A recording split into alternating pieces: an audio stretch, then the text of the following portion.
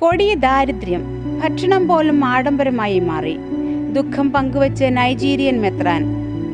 നൈജീരിയയിൽ നിലവിൽ അരക്ഷിതാവസ്ഥയാണെന്നും ഭക്ഷണം കിട്ടുന്നവർ അത് ആഡംബരമായി കണക്കാക്കുന്ന സാഹചര്യം സംജാതമായിരിക്കുകയാണെന്നും യോള രൂപത അധ്യക്ഷൻ ബിഷപ്പ് സ്റ്റീഫൻ ഡാമി മംസ.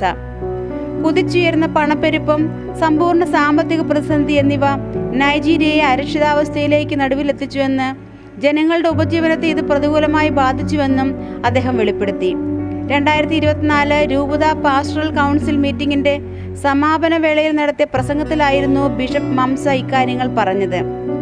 നൈജീരിയ നിലവിൽ അരക്ഷിതാവസ്ഥ, കുതിച്ചുയർന്ന പണപ്പെരുപ്പം, സമ്പൂർണ്ണ സാമ്പത്തിക പ്രതിസന്ധി എന്നിവയെ തുടർന്ന് ബഹുമുഖ ദാരിദ്ര്യം അനുഭവിക്കുന്നു. നൈജീരിയ ശരിക്കും രോഗിയാണ്. ബുദ്ധിമുട്ടുകൾ കാരണം ആളുകൾ മരിക്കുന്നു, വിശന്ന് മരിക്കുന്നവരുമുണ്ട്.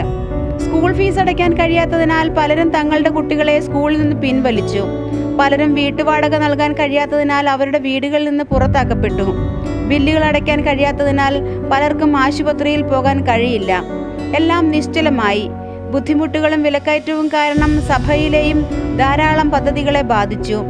ഭക്ഷണം പോലും ആഡംബരമായി മാറിയിരിക്കുന്നു. ജനങ്ങൾ ശരിക്കും ദുഷ്കരമായ സമയങ്ങളിലൂടെയാണ് കടന്നു പോകുന്നത്. സർക്കാർ മറ്റ് രാജ്യങ്ങളുടെ സഹായം തേടണം. മറ്റുള്ളവരോട് സഹായം അഭ്യർത്ഥിക്കുവാൻ നാം താഴ്മ കാണിക്കണം.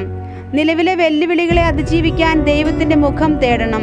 രാജ്യത്തെ എണ്ണമറ്റ വെല്ലുവിളികൾക്ക് അറുതി വരുത്താൻ വഴികൾ ഒരുക്കണമെന്നും ബോല അഹമ്മദ് ടിനുബുവിന്റെ നേതൃത്വത്തിലുള്ള സർക്കാരിനോട് ബിഷപ്പ് മംസ ആവശ്യപ്പെട്ടു. മാറി മാറി വരുന്ന ഭരണകൂടങ്ങൾക്കിടയിലും നൈജീരിയയിലെ ജനങ്ങളുടെ സ്ഥിതി അതിദയനീയമായ അവസ്ഥയിലേക്ക് പോകുകയാണെന്നതിൻ്റെ പ്രകടമായ തെളിവാണ് ബിഷപ്പിന്റെ വാക്കുകളിൽ നിന്ന്